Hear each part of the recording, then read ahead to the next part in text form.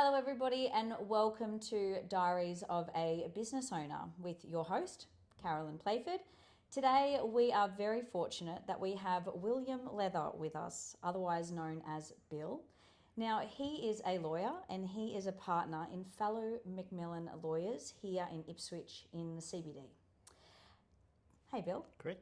How are you? Good. Thank you so much for being here Pleasure. today. Now, Bill has actually been in the industry for 42 years and he's been a partner in business for 36. Now, based on those staggering numbers, we're going to talk about longevity today. So, before we get into the nitty-gritty of longevity, let's start at the beginning. How important is it to plan ahead before getting into a business? Well, for me, it was sort of trying to get my head around survival for the first couple of years. I was fortunate enough to buy into an established firm and with a business owner that had been in practice for probably at least 25 years before me, and so it was well established. So in that sense, it was a little bit easier. I got into an established business, but I still had to pay it off. So the planning was really to make sure that I could afford to pay it off and maintain my commitments and expenses that I had to meet during that time, particularly the first 5 years. So when you were starting out as a partner, you were still working as a lawyer, and Yep. How did you find balancing those two parts? I started out working for the same firm in about 1985. I became a partner in 89, so back in that day I worked for the firm. That was a long time because from my experience, employed lawyers that didn't have any equity or interest in the business lasted probably a couple of years before they moved on. It was one of those industries that employed lawyers, or solicitors we call them back then, used to move on fairly quickly, but I stayed here and it was a fairly easy transition because I had a friend who was also a lawyer and we both became partners with the existing owner at the time. So I was fortunate in that sense. And it sounds like you had support in the venture as well. And so do you think that that made a difference to the success that you've had? Big difference. It was an established business. I'd worked there for a number of years. I had a friend of mine in a similar situation to me financially that was going to business at the same time, and I had a business partner already established in the business who was a mentor, had it all going for me. Well, that's some pretty good advice. So obviously when you're not doing it alone, you have strength in numbers, and also making sure that you have a mentor, somebody that you can look up to, learn from, and rely on if needed in times of trouble. Can I say too, in that sense, that that existing business partner, his father had set up the firm in 1936, thereabouts, and had just passed away, and he was a great mentor. Okay. And because of his involvement in the business, it largely kept me going in the business. It kept me working there, and it was a bit like my family business, really. Yes, I can see how that would be.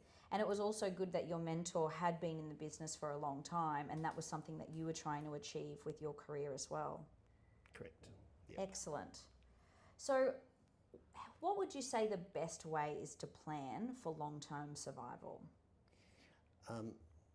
Well, financially, to make sure that in your plan you work out what sort of money you have to make, unlike working for a wage, say, in a public enterprise or government, where you put your hand out, you're given a wage.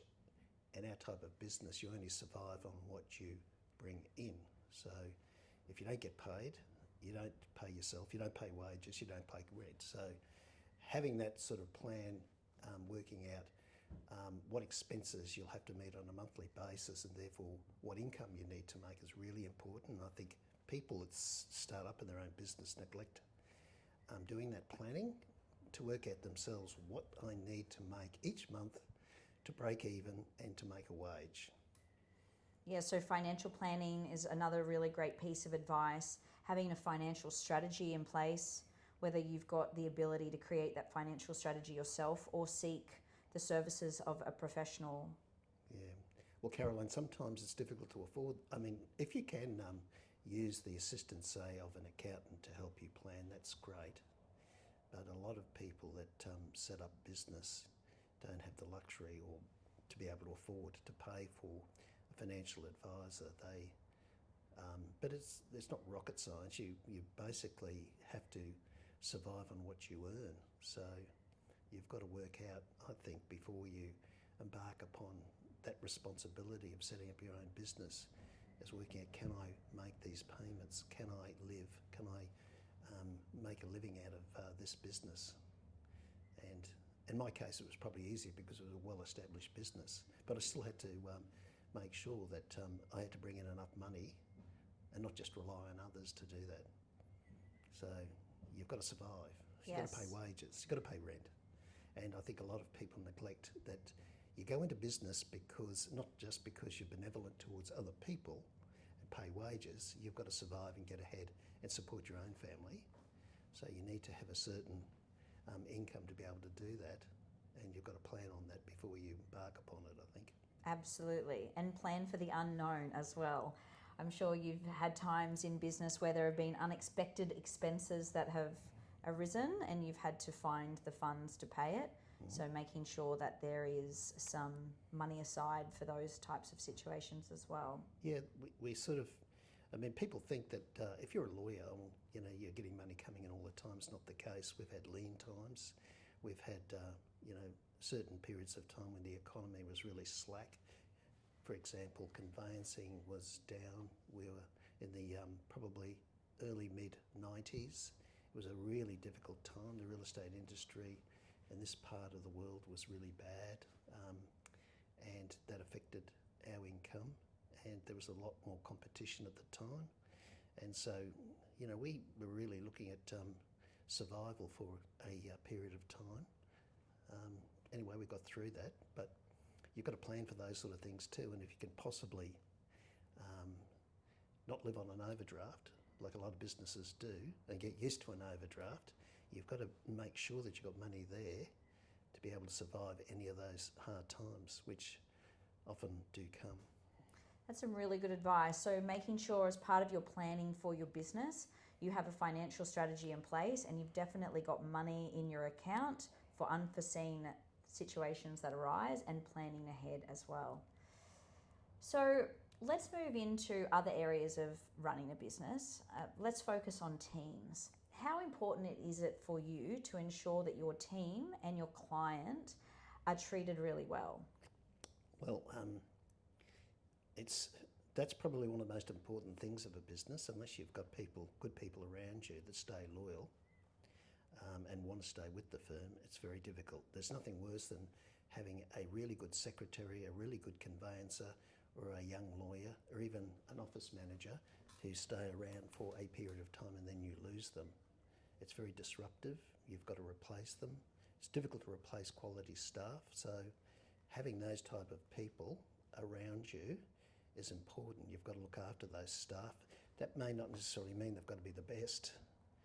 The best staff for your business are ones, I think, that live in the locality, have a rapport, a good rapport with people, have family and friends that will often be loyal to your business, and want to stay there for the long term. And that is really difficult, particularly in this day and age, and the young millennials that seem to be out there and often have ambitions of chasing the money and going elsewhere. You can't blame them for that, but that's what you've got to balance. Yes. So how do you combat that? What measures do you put in place to ensure that your team are happy where they are? We've got to, I think, we've got a really good office manager and staff here that make people feel welcome, that try to treat them more of a family, that don't put undue pressure on them if they're ill, if they've got family commitments, to give them time, just to encourage them to stay in that family environment and work as a team. I love that. Hey? I love that. I think that's a great idea of how to nurture and develop your team, is to make them feel like they're part of a family. It's really hard. I mean, In our particular profession, to getting competent, qualified, experienced staff is hard, but you've really got to try. We, for example, in here, we don't necessarily employ staff who are the youngest. In fact, we've got some of our staff members, one is about 60. One of our lawyers has just retired from practice about 2 years ago and has joined us again, and she's older than me. So, and she's now been with us, thankfully, for about 6 months. So we've got a variance in age group from young people who are not quite 20 up to 70. Fantastic. That's great. And Bill also touched on another really important aspect, and that is flexibility. You know, allowing, not giving the staff a hard time if they need to be sick or they've got family commitments. That's taking a lot of the pressure off. And when people feel like they're safe in their working environment, they are more likely to stay, and you probably find they're more productive as well. Yes, you've got that stability. They want to work. They've got family and friends that support you as well. And I think that's valuable for our business. Absolutely. That's great. So how do you go about approaching building relationships with your competitors in the industry and other businesses? That can be difficult, but I think it's really important that you try and support other businesses by being cooperative with them.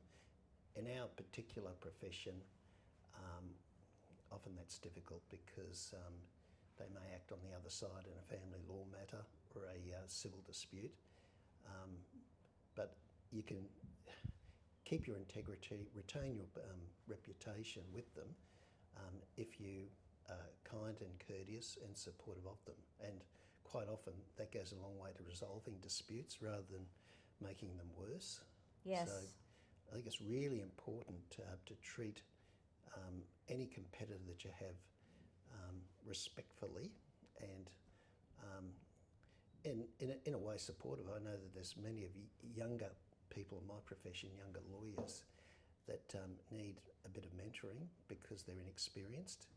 And I find that if you give them some assistance, if they've got an issue or a problem, that also helps. It builds good relationships. They're not going to lie down for their client, but it gives you that mutual respect. Yes. And bagging an opposition, giving them a bad review, is just so counterproductive. Yes. Well, it sounds like you're just being a really good human, and some pretty simple basic principles there, being kind, courteous and supportive, you were saying, and also offering them help if they needed it. Yeah, but it's sort of, that's being a good human being, and I think it's good for business, and it helps. They might refer people to you that if they have a conflict in a situation that they can't act for the other party. So it helps that way. It builds business relationships and it builds your business. Absolutely. And would you say that those relationships that you've built over your 42 years has helped lead to the success and the longevity of your business? Yeah, I wouldn't say necessarily success, but it has. It's kept us, well, it's assisted us in maintaining a certain level. We've grown. We merged with another legal firm. That had its own issues, but we've seemed to have done that quite well. It's now been about 8 years since we merged with the other legal firm, and it's now working quite seamlessly. It's good.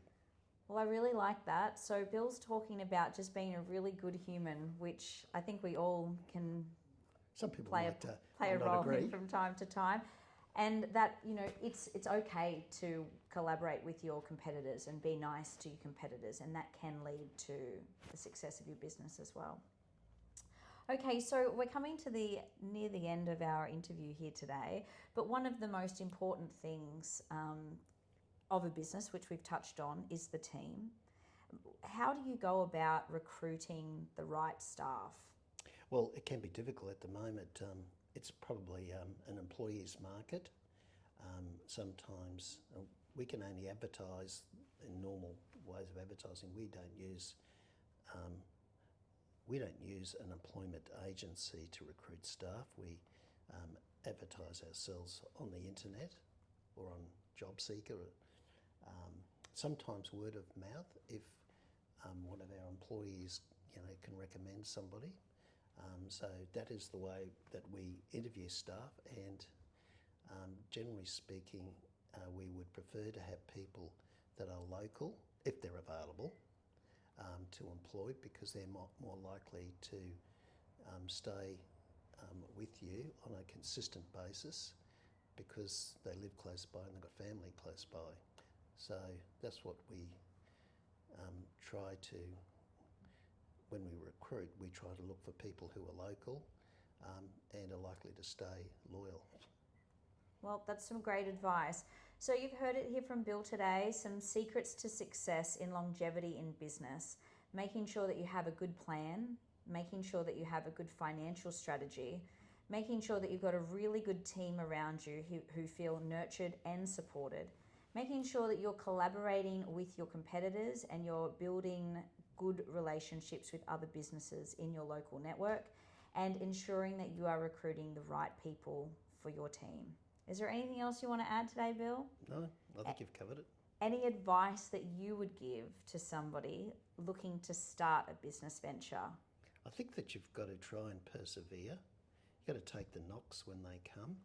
You've got to focus on the end goal of survival and trying to be financially supportive of your family, and to maintain your integrity within the profession and with people generally. Fantastic. So persevere and good relationships, and have your integrity about you. Thank you very much for your time today, Bill. No problems. Thank you for watching an episode of Diaries of a Business Owner. If you like this video, please make sure you like it. Feel free to subscribe and share it with anybody in your network who you feel will get value out of this as well. Until next time, have a fantastic day.